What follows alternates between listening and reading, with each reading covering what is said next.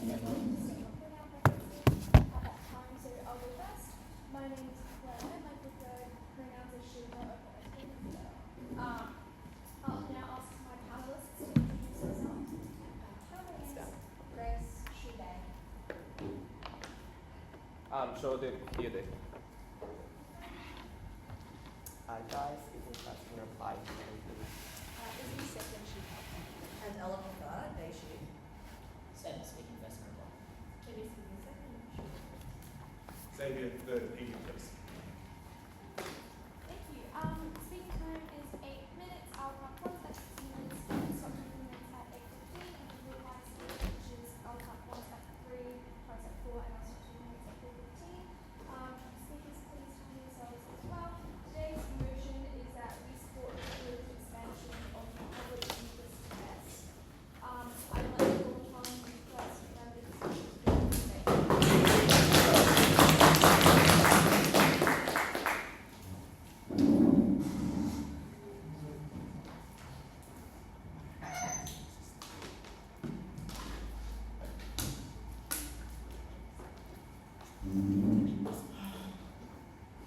That's it. 2.5 on the second. Yeah.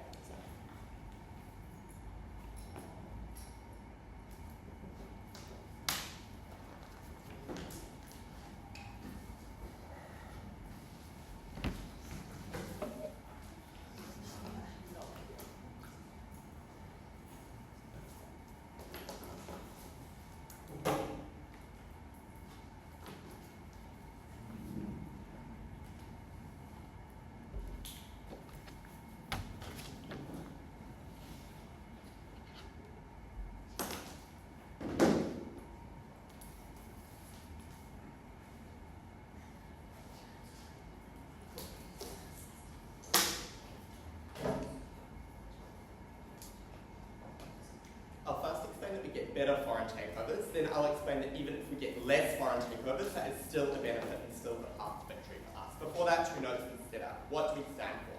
This is broadly an expansion status quo to include things like jobs, environmental sustainability, and overall health of the economy. And while this is a broadening of existing stuff like financial regulation, I would note that financial regulation is not about jobs, it's about systemic risk in the economy, so they might kind of claim additional benefits there. Secondly, obviously this is done in the interest of Britain. That is kind of the public interest that we're talking about. This is probably related to the layperson, i.e. the job stuff there. Thirdly, this is about foreign takeovers of British firms, which usually means that these takeovers are coming from richer countries like Europe, like Gulf states, like US firms. This is not redistributive like to the global south. If you're a relatively poor firm in the global south, you won't be able to buy a British firm.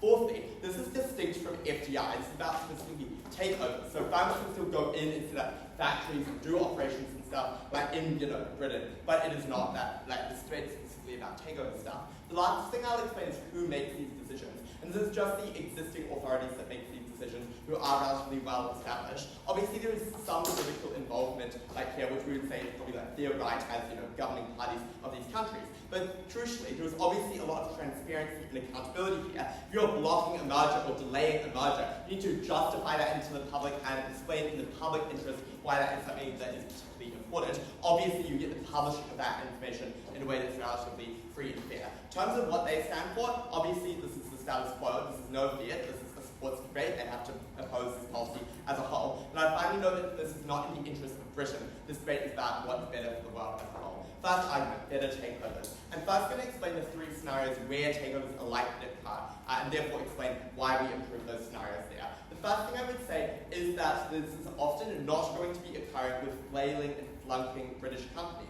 One, because often, you do need to, you don't want to take a risk on a company that's doing relatively badly, particularly if you're expanding into a new jurisdiction, right? That is something that is risky in and of itself. You do not want to compound that risk by taking on a company that might lose you even more money. But secondly, often there are a lot of taxes and this kind of stuff there. You want to be relatively sure that you're getting your investment back in a way that's particularly useful there, which just means that the types of companies that get investment on their side of the house aren't the most vulnerable kind of fish and chip shops on your local corner. These are are probably companies that are big household names. You probably don't need that money particularly well, but are being bought out anyway there. Secondly, I would explain that often people do this if they just want to avoid regulation. So often the UK, because of years and years of Tory rule, has a lax regulatory environment compared to the EU, and MNCs want to be able to take over a firm and operate there, which is something that is particularly bad. And I would note as well, that lax regulatory environment is particularly harmful for this team, because if you let these firms in and they are able to do the takeover, they are able to actually enact a lot of these harms. It is an insufficient mechanism to say there's existing regulation that will stop the worst existing environmental abuses and that type of stuff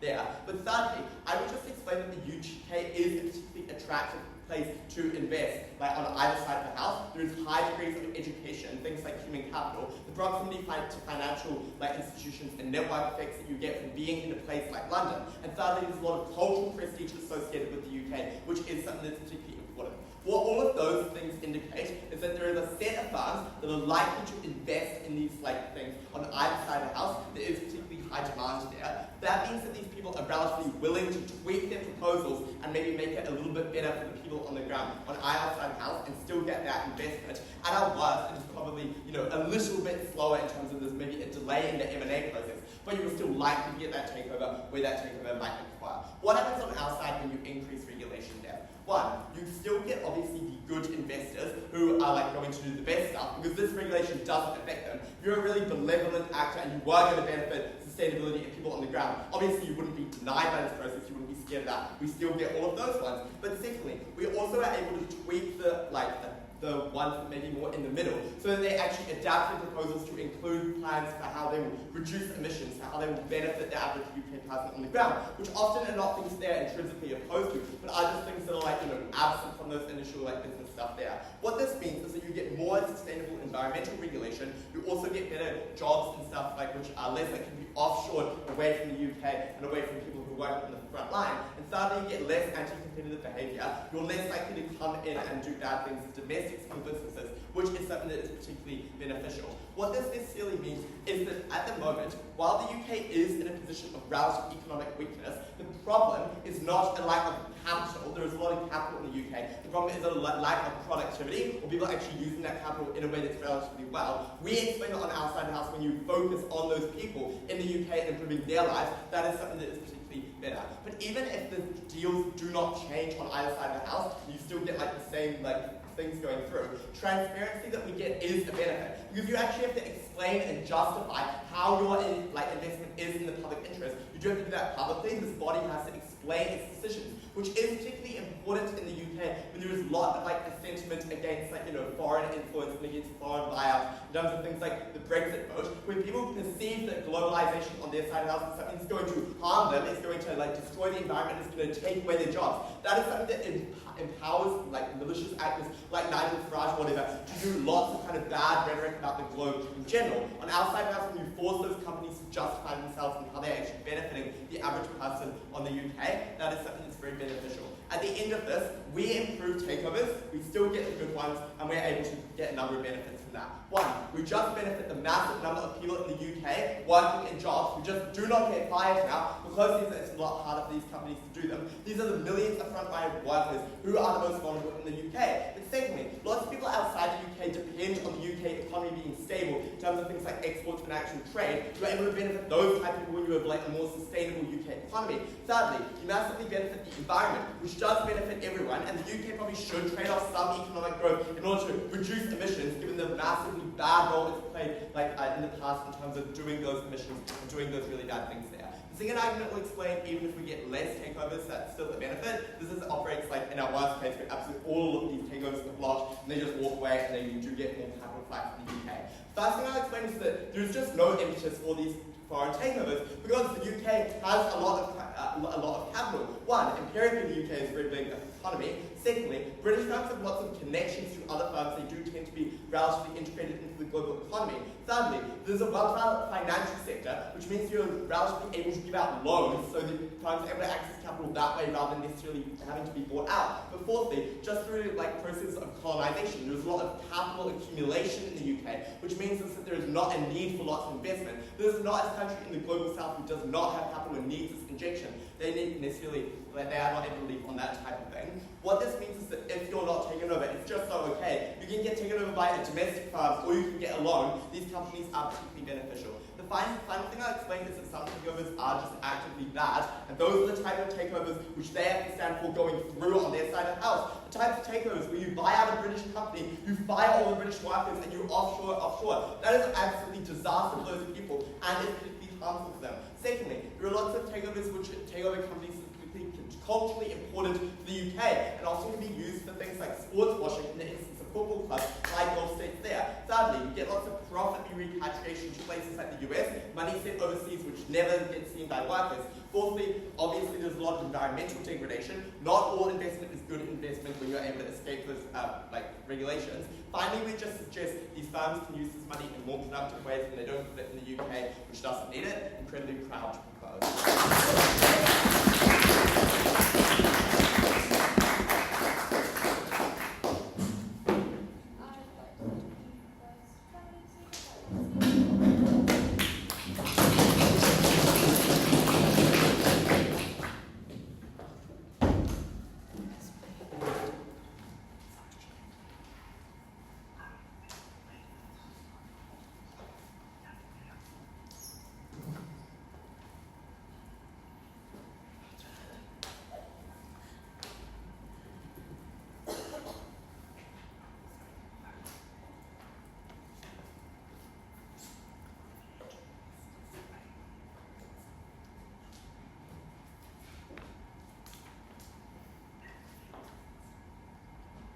I'm going to explain one constructive contribution in this speech, but firstly on setup. What do these foreign takeovers look like? Firstly, they're primarily done by large MNCs, as Guy has explained, that are looking to expand. But secondly, they are unlikely to strip these companies. This directly clashes with the setup that Guy used. Firstly, this is only a practice that is largely undertaken by private equity companies looking to strip smaller companies that aren't publicly traded of their assets rather than large public companies. But secondly, it was incredibly unprofitable to do so. As I was talking to Godfrey the other day, he tells me that it costs billions of dollars to do corporate takeovers when you involve MNCs in large, like oil companies, etc. Obviously, this was not the most profitable way to go about this. But thirdly, obviously, the comparative was just going to other places, which exacerbates the worst harms of their capital flight analysis that Guy gives you, because the analysis that you go to places like the United States or China and engage in takeovers there rather than in the United Kingdom. Secondly, why was this regulation likely to be done particularly poorly on their side? Poorly on their side. Firstly, obviously, there are just competing protectionist pressures that exist because of the government. The UK is reasonably racist. Even though the Labour government has just come in, they did campaign on things like decreasing immigration and all these kind of things. Look at the rise of the UK Reform Party and nationalism. This suggests to you that to the extent this government was likely to be involved in the regulation of government takeovers, this was likely to be done rather poorly. This was likely to involve knocking back these push takeovers in a lot of instances.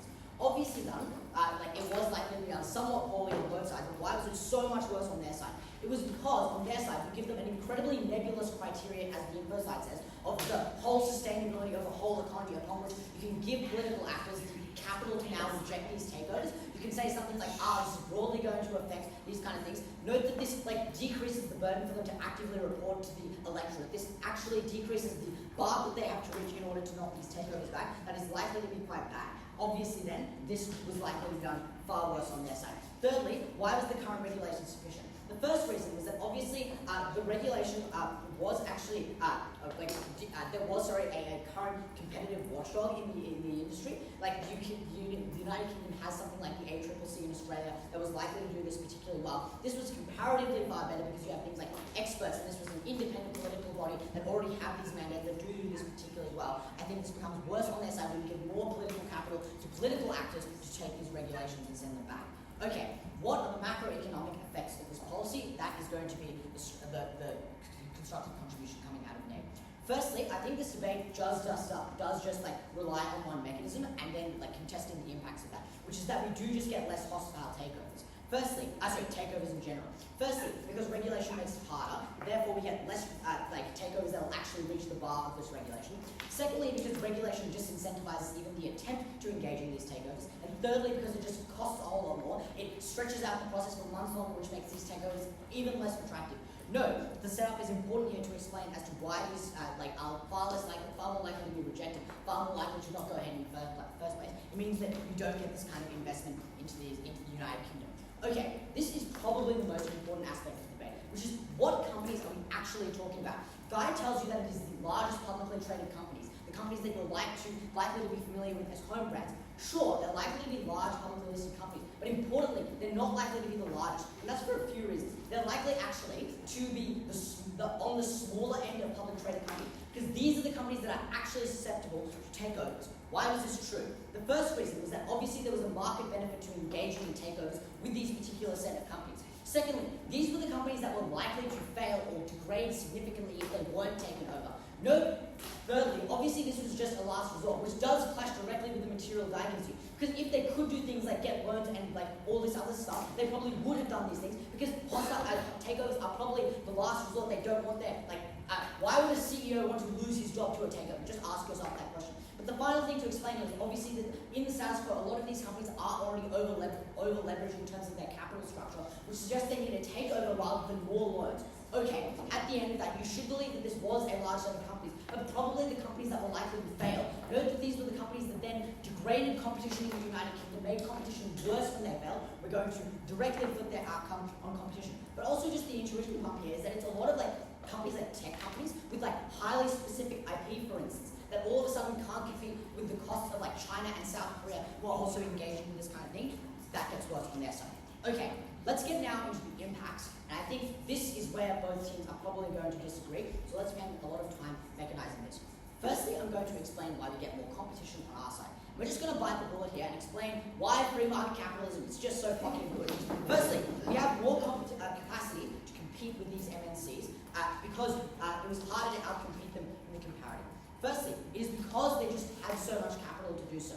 Secondly, it is because these countries they don't have regulation in the comparative. What that meant is that you increase the regulation of the United Kingdom, but you don't increase the regulation of places like China or the United States, which makes them comparatively more attractive places to go and conduct takeovers. If you had a company that was in the similar industry, was equally as profitable to take over, obviously then the United Kingdom becomes a whole lot less attractive of a place to stick your takeover. All that flips the material that Guy gives you about the interest of these companies and where capital flight is likely to go. But secondly, this obviously strengthens the dominance of existing companies, because as I explained to you, what this means is that the companies at the lower end of the public spectrum are likely to fail. So what that means is if you have a tech company in the United Kingdom failing on the lower end of the S&P 500 equivalent of the UK, obviously that strengthens the dominance of every company higher than that. That actually decreases competition. That makes it worse for all of the people in the United Kingdom that they think are so vulnerable. We flip this compellingly. Secondly, why do we actually get more jobs for people in the United Kingdom? This was twofold. The first was that in the comparative, they can't compete as effectively, which means you engage in things like layoffs, mass layoffs, you decrease wages, you have to strip costs as per their analysis, which suggests to you you get more jobs on our side when you actually allow these companies to consolidate and become larger and become better because they can employ more people. Obviously, that results in a net increase in employment in the United Kingdom. But even so, as Guy correctly points out, this is not an active debate. We explain why this increases net employment across the globe, because it means you engage things like, Chinese consultants or US consultants to do this kind of thing, but also you increase the size of, you employ more people across the globe. All of that was likely to be a whole lot good. Thirdly, on why we contest the direct harm of the broader health of the economy. Obviously, the analysis here that we explained to you is that we increase the resistance of supply chains, which act because what happens is when you consolidate these companies, they can vertically integrate and horizontally integrate. They can do things like protect their supply chains from exogenous shocks. It means that consumers don't have to face the worst harms of cost of living crisis. This makes it significantly better for these consumers. Finally, on the harms to environment and sustainability.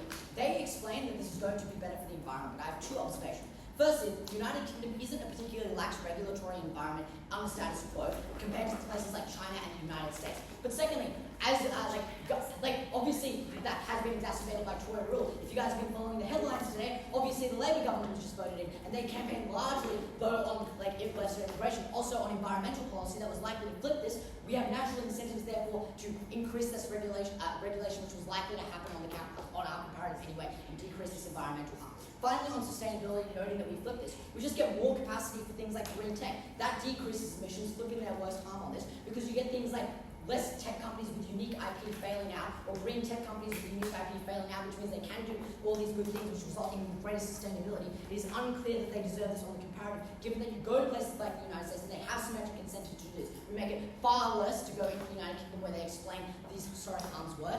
That was quite good on our side. I've never been so proud.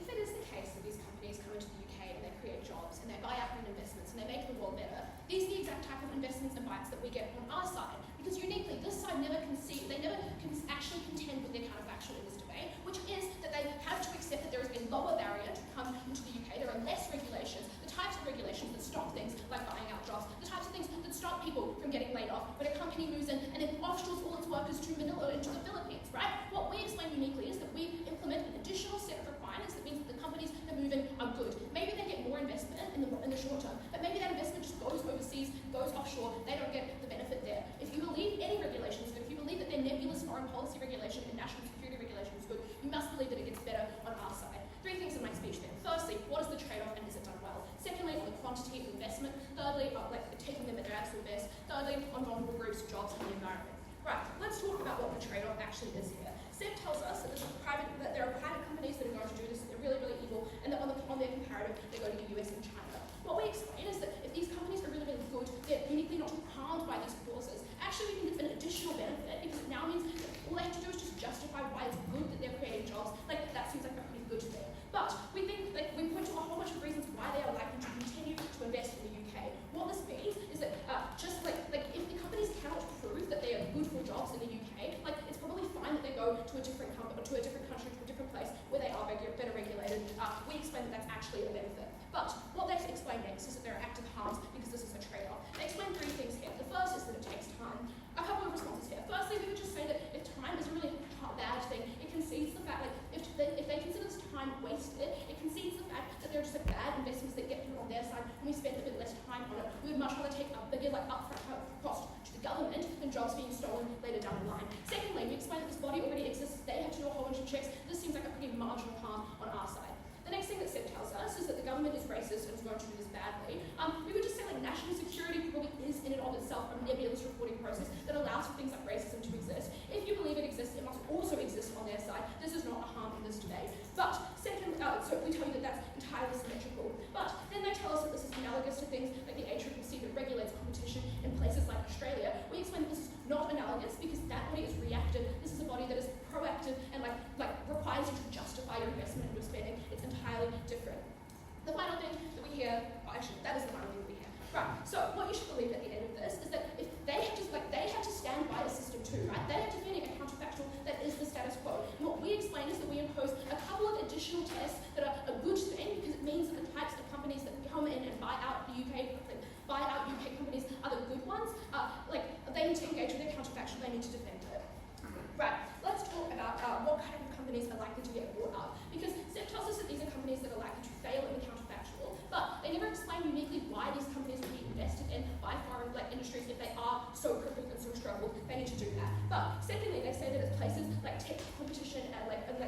technology companies with really specific IP. What we explain is that if these are really good jobs, they just get invested in on our side. It doesn't create competition because we get to do things like consider the economics, like tell you that you can't offshore all your jobs. At the end of this, we just bring you a better system that allows for more checks and balances and more regulation. And consider the impact of this, right? We have two pathways to achieve this. One is to stop shitty companies from investing in the UK and stealing people's jobs. But the second is to encourage companies who are going to invest symmetrically to moderate their behaviour, to do things like be slightly more climate positive, even if their primary benefit was to jobs. We invite companies to moderate their behaviours, to get better, to bring more jobs and prosperity to the UK. They need to engage with what we actually stand for, which is just a better version of what they have to defend naturally in the status quo.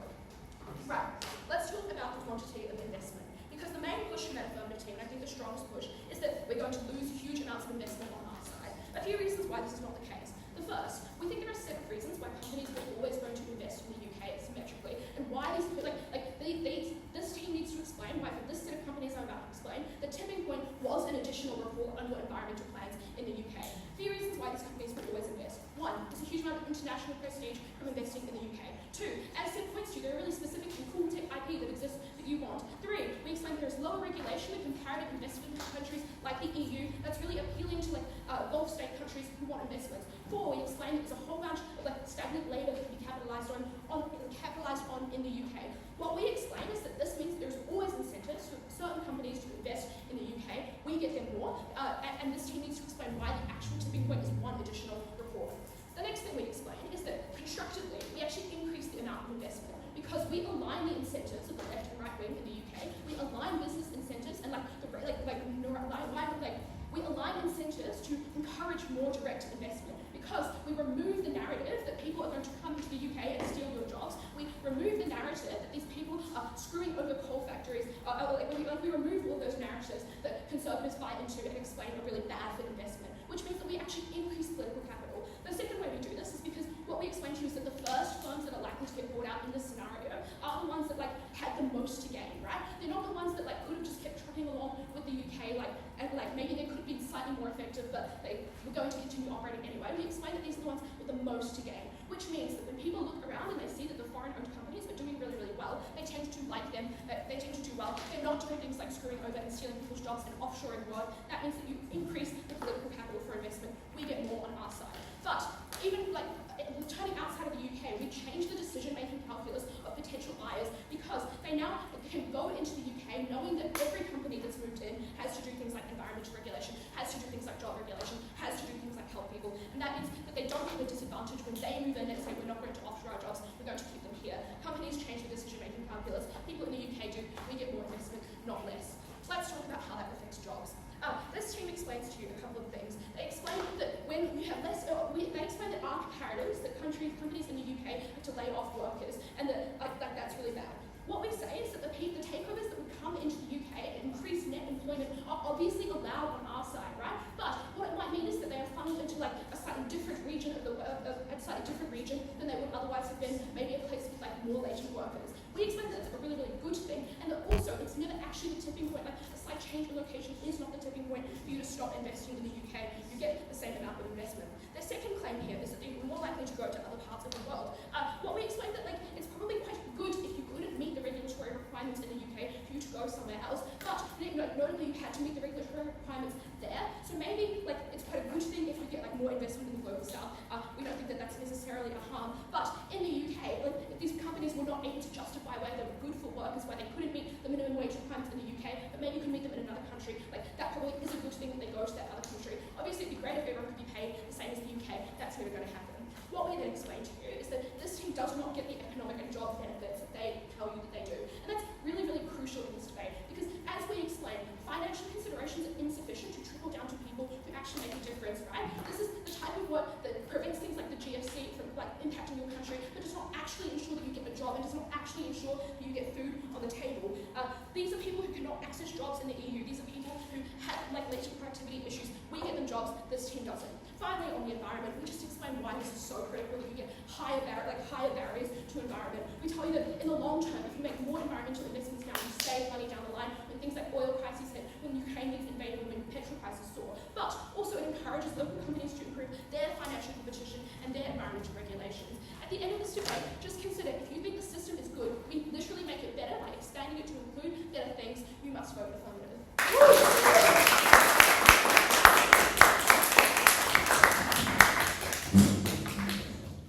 I'd like to consider the members speaker that complete the floor on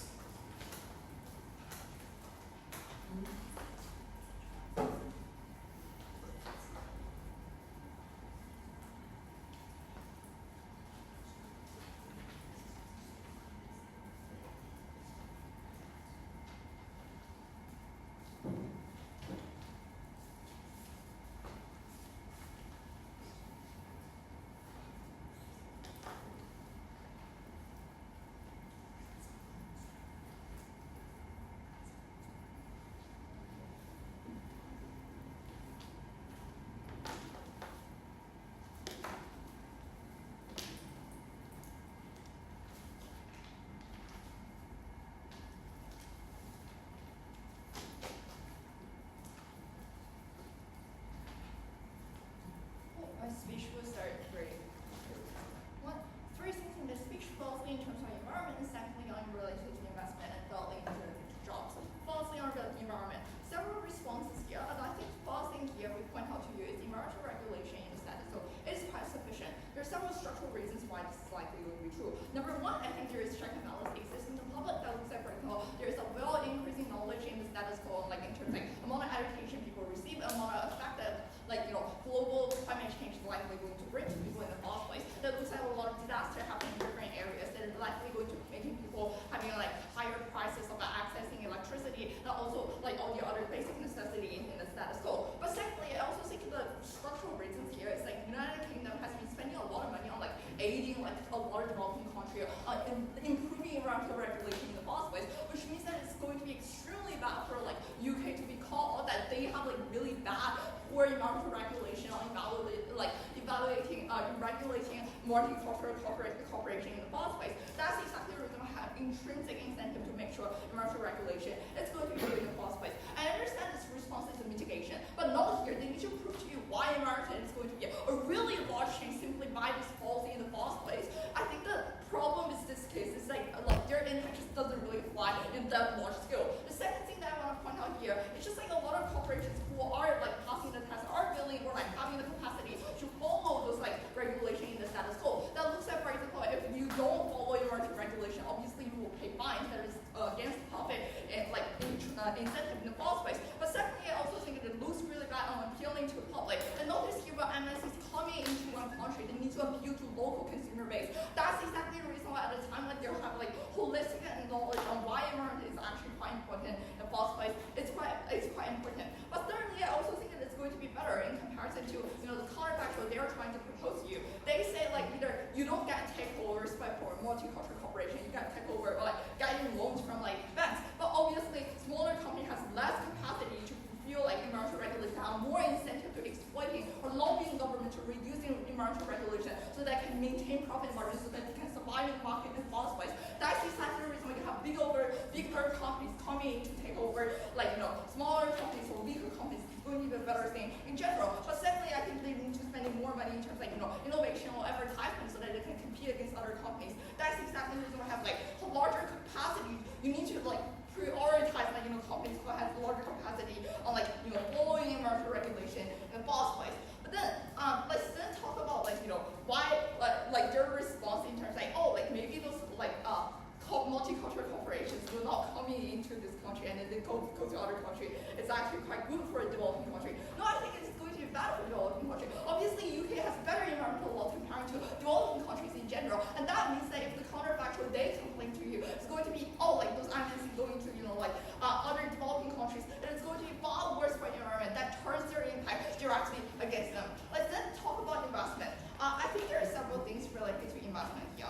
The first thing they're trying to contend is that those companies are still likely going to coming in because they can pass the bar, they can show to people why they actually satisfy the criteria. I think that relies on two different assumptions. The first assumption here is that they rely on government is going to doing this particularly well. We pre-up this in setup. We tell you this is likely going to be quite nebulous in the first place in terms of what constitutes as a standard of improving sustainability, what constitutes as a standard of improving economy in the first place. That basically means that there are larger rooms for right-wing party to justify things like excluding more companies in the first place so that it's actually protecting workers on the ground. I think that's exactly the reason you're likely going to get a lot of banning a lot of MNCs coming in the first place. But secondly, I also think in terms of obviously business operate based on perceptions in general. They don't want to invest into a country that has a lot of uncertainty in the first place. That looks at, for example, at a time when you have MNCs that they have a lot of alternatives that they could pick, why would they actually pick one country? Number one, the regulation was quite vague in the first place. It depends on who is going to be the controlling party of the government, and they have the right to exclude you or include you in the first place. That's the reason why you're likely going to think about long term and unlikely going to come in that case. But secondly, I also think in terms there's a lot of flexibility in terms of if you perceive in the status quo, UK Brexit is probably going to be the best example of why people are increasing nationalistic inside United Kingdom, which means that they're likely going to perceive labor rights and protecting worker rights as quite extremely important over all the other factors, which basically means that those people are unlikely going to come in that sense. Cool. I think what the implication of this analysis is that in the counterfactual, I think there is going to be a drastic difference on foreign investment existing in the first place, and that is particularly bad. That all the benefit we're trying to talk to you, in terms a lot of people are likely going to either number one, the companies are quite weak, they can't beat all the other bigger companies inside UK, and they die off, and they're likely going to strip workers away as increasing unemployment in general. But secondly, we also tell you in terms if you have larger companies coming in, there's more capacity for them to expand in the market. They have more capacity to employ more workers existing at our side. That's the reason why it's extremely crucial to secure FDI to coming in that sense. The last thing that I want to talk about here is just I think they're also in relation to investment. It is extremely time time sensitive, which means that the market is probably going to fluctuate all the time. There are likely going to be decreasing, for example, prices of oil the other day, and there's increasing going to be cost. And that means that at the time when you need to pass this policy, but several months is likely going to deter a lot of people from coming into UK in the first place.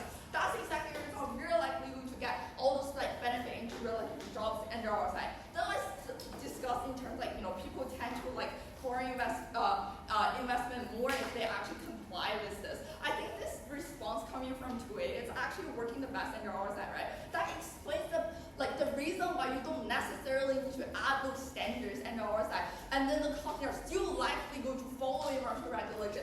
People still likely going to following things working protections. I think that's exactly the reason why you're likely going to get those things done quite well.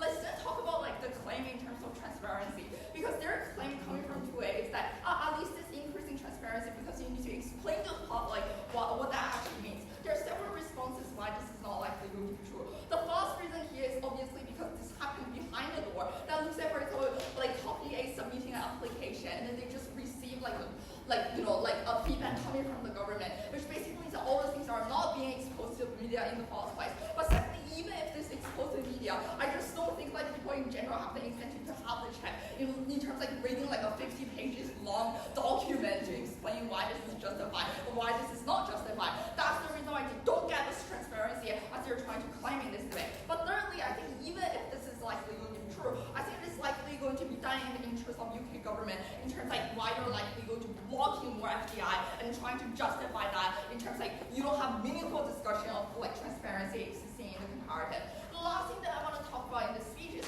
why this is likely going to be particularly important for smaller companies. I think the smaller companies we are trying to talk about in this debate are not going to be having small companies really shit up regulation in general. I think it looks like, for example, some small companies doesn't have the capacity of producing things in a massive scale. For example, they don't have economics of scale. That's the reason why they're likely going to be taken over by Chinese company or Korean companies in general. That's the reason why under our side you're likely going to be able to unlock a lot of benefit in terms they're able to get sufficient amount of funding to explore the market and expanding amount of job stakeholders that are likely going to involve. So all the reasons for voting.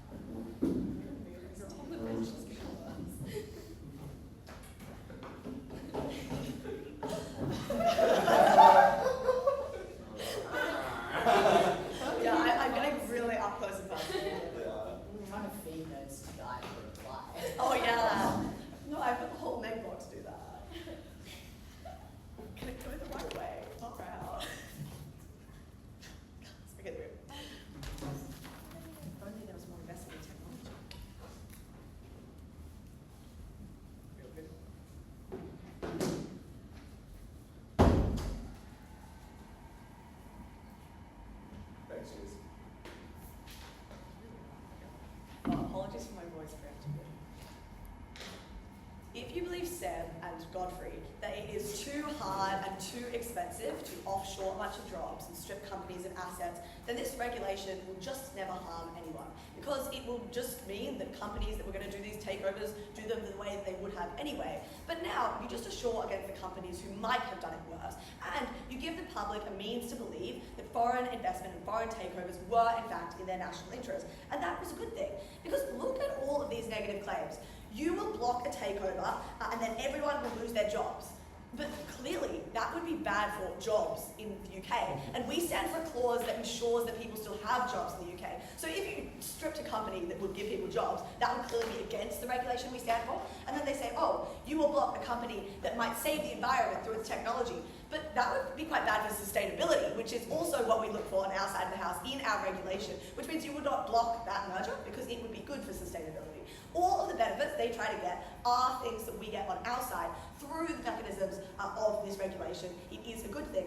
And then their mitigation comes back to bite them in the arse. Because they say that regulation is really good in the status quo. But the more you believe their regulation, the smaller and smaller the delta in this debate becomes. Because no firm is going to invest in the UK on their side. If you believe on their side, there is incredibly good regulation about the environment, about jobs, etc. What firms are they attracting that we do not attract? We attract, if you believe their mitigation to the fullest extent, exactly the same firms. But we still get the benefit that you just do the checks proactively, not reactively. And that is the benefit that we are always able to claim at this debate, and they never do. Two things in this speech then. Firstly, does the UK still get investment on our side? Because this team entirely relies on a huge drop in investment occurring in order for them to claim any of their benefits. Competition, jobs, growth, all of those are things that require you to believe they get substantially more investment than we do on our side. But I'm just going to prove to you that the majority of investment, and in fact the good investment, is that stays on our side of the house. Their first layer of analysis for this is just to say that this is done very badly by politicians because they can be like really racist. The first thing I would say here is that, as Seb points out neatly, the Labour government is coming in right now. They do want to show economic growth, which means that they probably have incentives to do this quite well. Secondarily, as Izzy points out, they are the side that stands for national security being the determinant of which firms are able to do these takeovers. What is vaguer, more racist, and more nebulous than that? Literally, this is entirely symmetric if you believe this government has bad incentives. But last, I would suggest it's actually better on our side, because now you have a political tool to sell to your constituents that you should allow this takeover to occur. Which is to say, when there are more checks around national interest, you can say to people, no, we did not just let some, foreign firm buy up your local company. We checked first that they cared about your jobs. We checked first that they cared about your environment. We checked first that they cared about your economy. And that is the thing that's really useful here, because this flips Jenny's analysis. She says there is no transparency because you just do this to try to justify blocking FDI. No, you do not have an incentive to block FDI unnecessarily as the Labour government, who has just been elected on a mandate of improving the economy.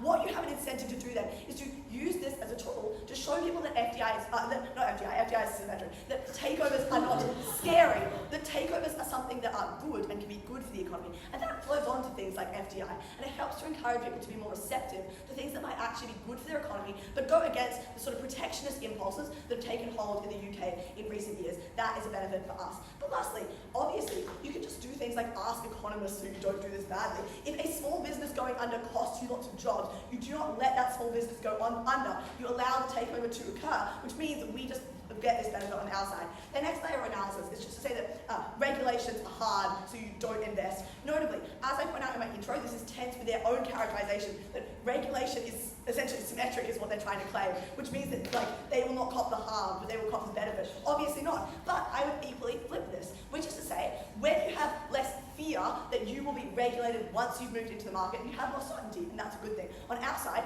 you have to be approved before you enter, and that means that you have something to say, I've ticked all the boxes on sustainability, jobs, economic growth, which means you have surety when you enter into our economy. Whereas on their side, you enter in via the lax requirements, and then you get cracked down upon by regulators, and you get fucked over. Only takes it happening once to have a chilling effect on the types of takeovers that you're likely to get on their side. So if you believe regulation is as bad as they say, is as good as they say, on their side, that's a harm for them. Whereas on our side, we can have both, but at least now people know that when they get into that country, they're going to be able to act in the ways that they would like to do, because they get approved on the grounds on which they will continue. But I would just suggest there are a whole selection of reasons why it is likely that this regulation is not a tipping point. Firstly, the UK, as they point out, already has higher regulations than many other places, which means if regulations were the thing you were concerned about, you wouldn't go to the UK in the first place. Clearly this is not a debate about developing world versus UK, because if you care about regulations, you would go to the developing world, not the UK, because there are a bunch of reasons they do not respond to from first about why the UK is specifically the place you're likely to go to. 1,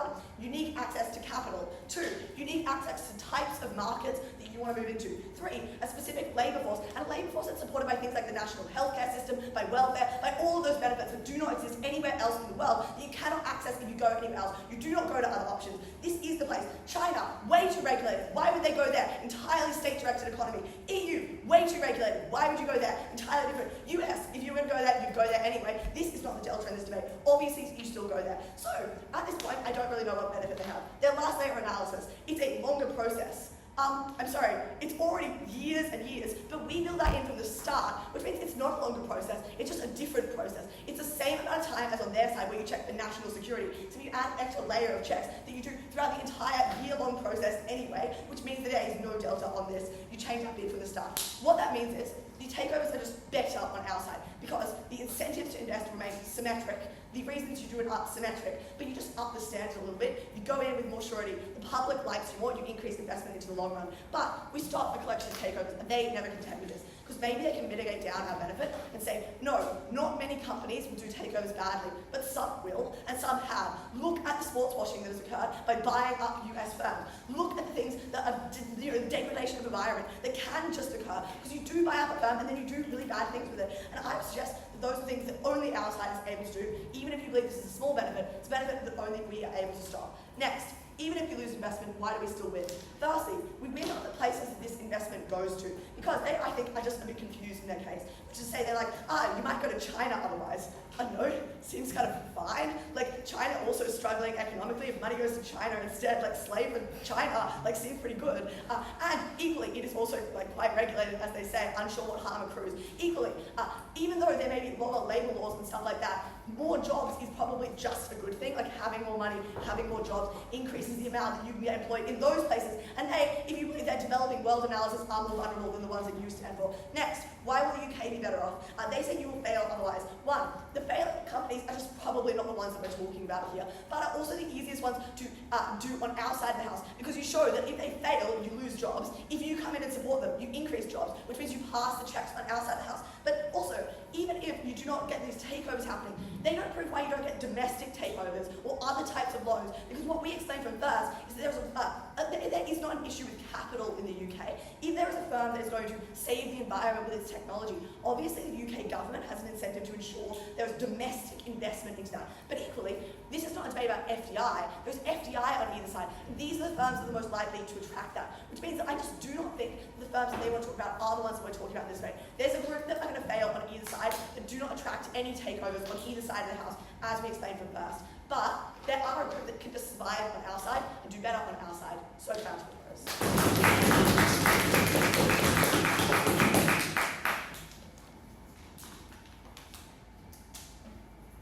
I'd like to thank the faculty for that presentation.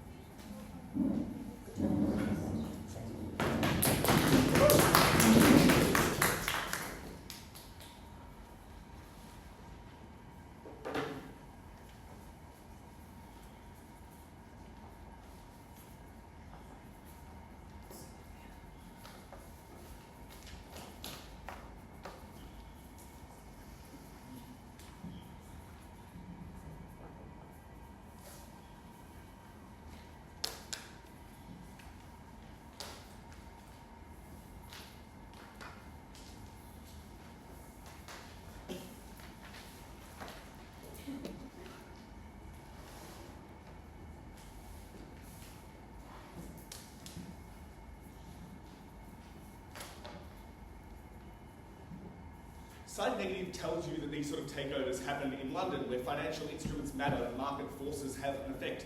Side Affirmative tells you that they have an symmetry city where these regulations are wonderful and work perfectly, but they have no effect on corporate incentive decision making. For you to believe Eleanor's introduction, you have to firstly believe that this regulation is done well. This is not a policy debate. They can't just say that because we want to achieve this outcome and it's in the info slide, this policy will be done in a way which achieves that outcome. We explained to you and said why this outcome is unlikely to be achieved on their side, and I've got some more reasons for that in a minute.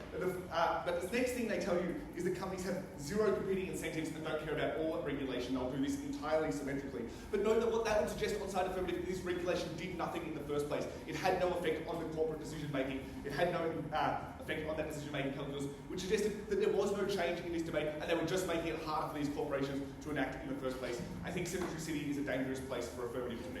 So, let's have a look firstly on their constructive path to victory, which is why they get better foreign takeovers, and then how Side Negative intends to win this debate, which is to explain why there are less takeovers and why their analysis, not even if there are less takeovers, doesn't really stand at the end of this debate.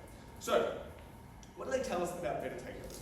The first thing they tell us is that takeovers are still likely, and they give us a couple of reasons. The first is that they're not often happening with failing companies because this is a new market of high risk. But note, these are ginormous companies who are uniquely engaged in taking on risk. They are well positioned to assess these risks. Obviously, you change their decision-making calculus when you increase the number of risks which they have to compete with, when you increase the time in which they have to engage with this policy, when you delay the time until they can take it over. Obviously, this is an added disincentive from taking on that risk. We tell you that you would want to support more failing companies because that is where you get the best ability to protect jobs. That's where you get the best ability to protect the market from economic shock. The next thing they tell you is that there is a lax regulatory environment in the United Kingdom.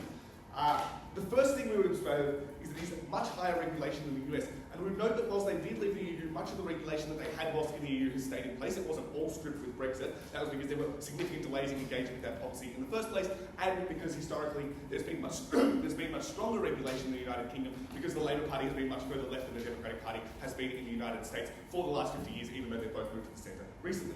Note then, we tell you that there's also a continual consumer watchdog which acts independently, and they tell us that it's like the ACCC and it's not reactive. And it's only reactive. It is exactly like the ACCC, but the ACCC is proactive as well. And note, just like the corporation in the United Kingdom, just like the consumer regulation in the United Kingdom, they act proactively. In Australia, it's takeovers over $250 million turnover corporations. In the United Kingdom, it's over 150 million pounds per year. Any corporation that's being taken over has proactive regulation on competition. They don't get that benefit there. The last thing I tell you is that England is UK is an attractive place to invest anyway. Yes, there is going to be some interest in investing in the UK regardless, but note this policy obviously changes the decision-making calculus. This policy doesn't have any effect for Side Affirmative. They have to concede that fewer corporations are going to want to take over, are going to want to make takeovers in the United Kingdom, and that is harmful for a series of reasons that we'll give you down there.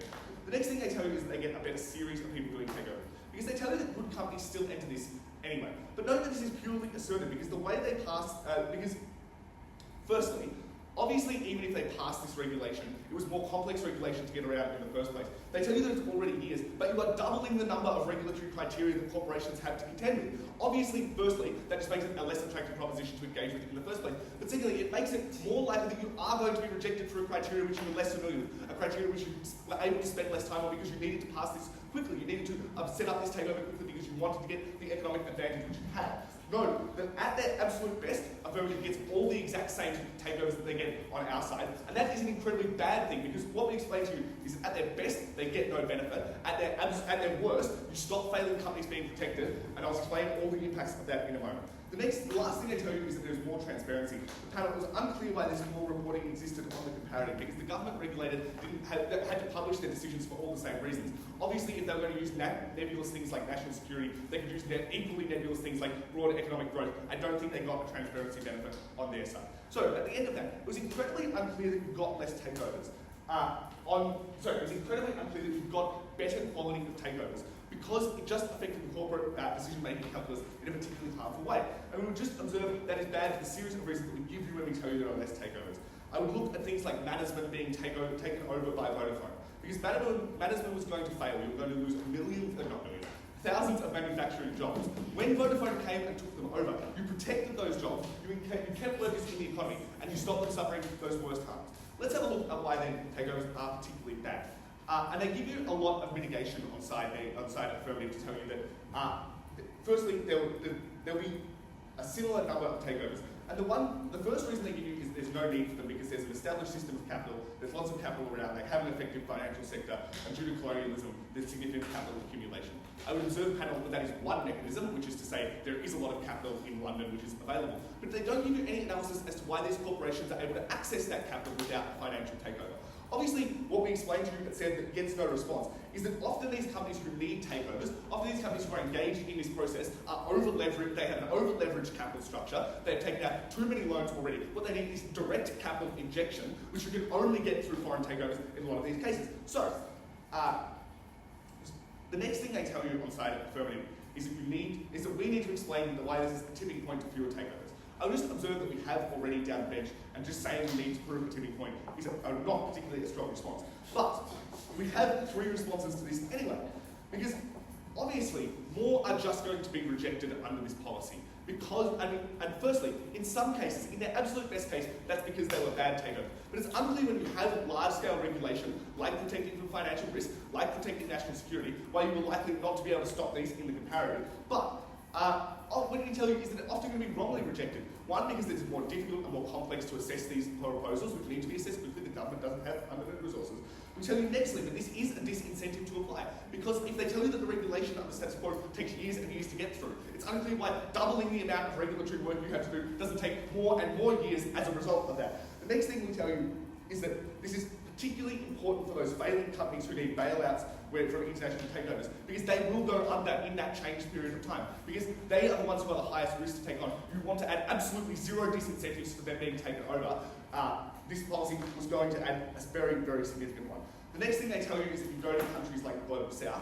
Obviously, the opportunities don't exist there. You go to countries like the United States, where there is not a productivity crisis, so you lose the benefit to the UK, which first Affirmative tells you is so particularly important because they have the oversupply of capital and undersupply of productivity.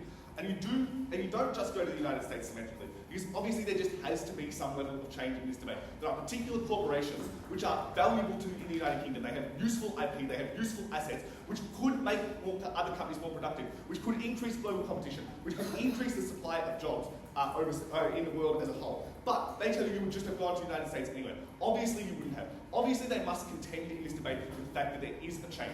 You make it harder to access the United Kingdom. People would move to the United States where those jobs are less needed, where they are vastly less employed. The next thing they tell you on jobs is that they would be offloaded. Firstly, if a company could not compete, they were likely to fail anyway. And note that because the supply of labour, because jobs are an inelastic cost, they're the first thing to be cut when a corporation fails. Those jobs were likely to go symmetrically. But in the worst case, they go to more vulnerable people in the global south if they are offshore. I would just observe that in a country with the NHS and a country with social welfare like the UK, these jobs were vastly less needed than where they were going to be offshore too. They tell you about sports washing panel. The incentive for sports washing is entirely symmetrical. Saudis are the ones who can wait out these regulations the longest. That was not where this debate took place. It was obviously you had competition problems. It was obviously where we got the benefit from.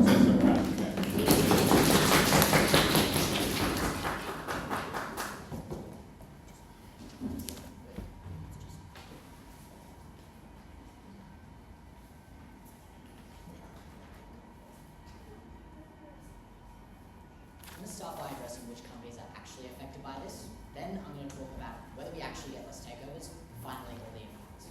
Firstly, on which companies actually get taken over. Guy tells you that it's the largest publicly traded companies. They completely assert this down the bench, absolutely no structural proof. Compare this to what we give you. We explain to you that this is likely to be smaller companies, like the number 700s and the number 500s on the UK stock exchange. Firstly, because there was a market benefit to this, because you just didn't want to be taken over as a number 20 on the UK stock exchange. Secondly, you were incredibly susceptible to this because you were over-leveraged and you needed capital injection. But thirdly, because this was just the last result, because you as a top 20 CEO didn't want to be taken over. It's deeply unclear then why exactly we were talking about these large companies. That has a few implications, but just look at the examples that we give. We talk about management being taken over. Note that this was a company that was likely to fail, but just look at an Australian intuition pump that we talk about when we talk about Suncorp. Something like Suncorp goes under, which damages competition. These are the companies that go under because they don't have the money to go under. Because top 500 companies can still go under. They regularly go under, as we explained, when they don't have enough capital to do that. All of that suggests to you the companies that we're talking about are the companies that are uniquely likely to fail if they're not taken over. That undercuts so much of the benefit that they're trying to claim in this debate. Secondly, do we actually get less takeovers? They explain that regulation makes it harder and that results we explain constructively why this actually does result in less takeovers happening. No, that only one less takeover needs to happen in order for you to give this debate to negative. Why was that? Because it meant that one less company was 500 people being laid off. It meant that one less company was not leveraging unique IP that we are able to capture on our side. These were the kind of things that they lost on our side. They try to symmetricize fucking everything in this debate. They try to explain that we're not going to lose any amount of takeovers. If you believe that even one loses, that is still a benefit on our side. Because we explain that even if these jobs are offshored, they go to places like Manila. If you care about the redistributive effect that this team wanted to talk about, why the fuck do you care about where the jobs are so much as there is a net increase in jobs in the world? That is obviously a benefit that we're able to claim. This team just fucking asserts everything down the bench. They don't prove to you why you actually just get less jobs. But they just tell you that these jobs go to other places. Obviously, that is a unique benefit that we're able to capture. We explain constructively why having these jobs in Manila was actually better. This team is stuck in an active debate. This was not as the UK we would do it. It is that we oppose. Okay, now on to competition. We explain that this team just asserts competition. Obviously, what happens is, these companies are going to strictly dominate all the private companies in the market anyway. So the difference, the delta is that a number 700 company on the UK stock exchange now gets to compete a whole lot stronger with a number 20 on the UK stock exchange, because we increase the competition of that UK number 700 when they're able to have capital injection, when they're able to be taken over. That increases competition. Obviously then, that uniquely applies the benefit to the people who are on the ground in the UK. This team doesn't respond to that. The responses that we get are fickle. And additionally, we give you a unique benefit of strengthening supply chains. And actually, when you're able to integrate, this prevents from exogenous shocks, which harms the worst, most vulnerable people in the United Kingdom from cost of living crisis. Obviously, the team just tries to do a whole lot of really fancy symmetricization work as to why you're able to get these takeovers on their side anyway. But obviously, they just don't get this. So, we provide a unique benefit to people on the ground in terms of actually improving competition, which does actually help people on the ground in terms of the health of the economy and supply chains. We explain why there is more sustainability, because you get more clean tech, because you lose it when it's more expensive, when it takes more time to do this, and thirdly, when less regulated environments are more attractive. No matter which way you give this debate, I'm incredibly proud of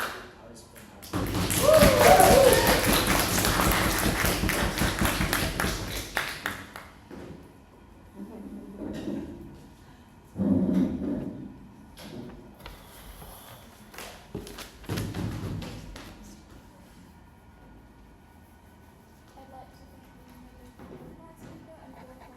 the reply speaker and welcome the reply speaker to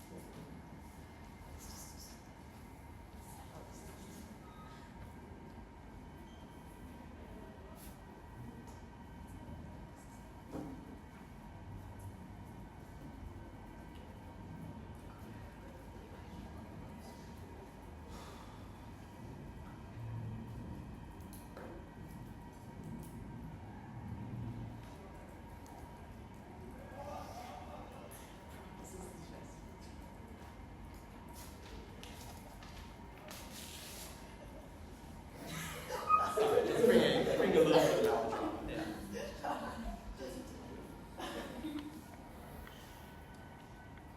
The more the negative team tries to reach for a benefit in this debate, the farther behind they find themselves. Because all of the harms they point to are bad for jobs, bad for the economy, bad for sustainability, and would not happen on our side. Their burden was to justify why the bad companies letting them through was actually a good thing. They do not do it. They accuse us of living in an act debate where their big harm is that maybe people in China get some investment. I'll first track that regulation, then investment, then real people. I'm going to start with regulation, where they give us two claims that are just contradictions. They tell us that this regulation will be done badly, but we explain that national security is the vaguest thing that is. The same people make these decisions on either side of the house, and the more harm or potential you think this side happens, the more accountability and transparency they would be. But second negative also explains that regulation under the status quo is sufficient. It cannot symmetrically be true that all the environmental regulators are really good, but the environmental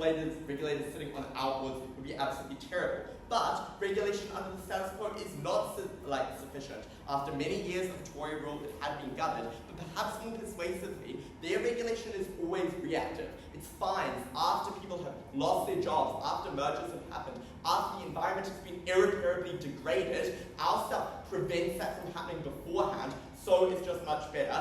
That even if you do believe that regulation was sufficient, that wasn't even an imperative to not add another safeguard.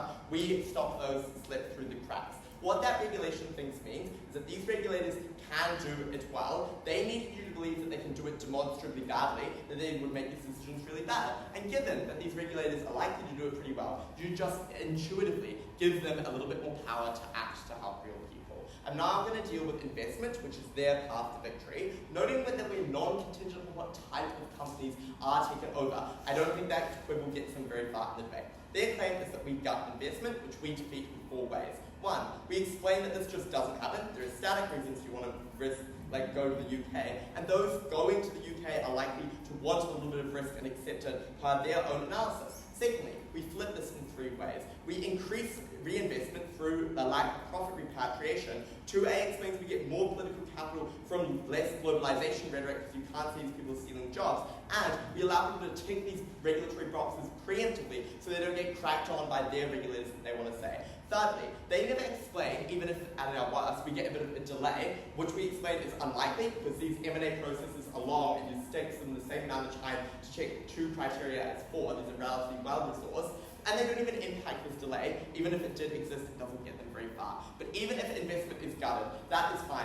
Because you put investment where it actually is needed more, in places like the Philippines, which actually lack capital, unlike the UK, which has a wealth of it. Investment was not even a good in and of itself. What is the point of investment if that investment guts the environment? It takes away people's jobs. This team never explains that. We explain domestic investment is sufficient. That is the type of thing that happens on our side of the house. Maybe you sell your farm for a little lower price to someone who lives domestically. That's not a harm. Now on real people, our path to victory. And I just want to note, as I do in my intro, just how deeply unintuitive their claims on this issue are. They need you to believe that some of the smartest people in the UK working for a top government regulator will accidentally, when acting to protect the environment, protect jobs, and protect the economy, fuck all of those things up, and they just don't. They treat this debate like no takeovers versus some takeovers. That is fundamentally not what it's about. We explain, we stop the worst regulators on the worst takeovers. On middling takeovers, we improve them when they can be tweaked, and we just green tick the ones that are particularly good. And the impacts we bring in here are just massive. On the environment, that is something that fundamentally impacts people's quality of life, but lowering emissions benefits everyone in the global south too. Real jobs, the types that do get offshored, are devastating for those types of people, and economic stability was incredibly important for the global economy. If you cared about global south countries in the space, you should care about the ability to trade with a stable UK. So proud to propose.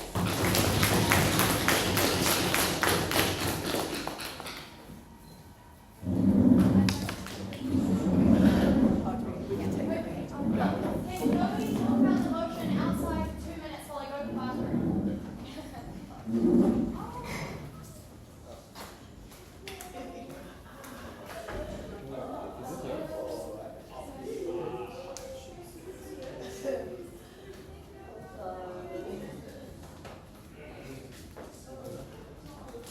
Okay, see you outside. Yeah. Oh yeah, that's mine. Can you just fingerprint that?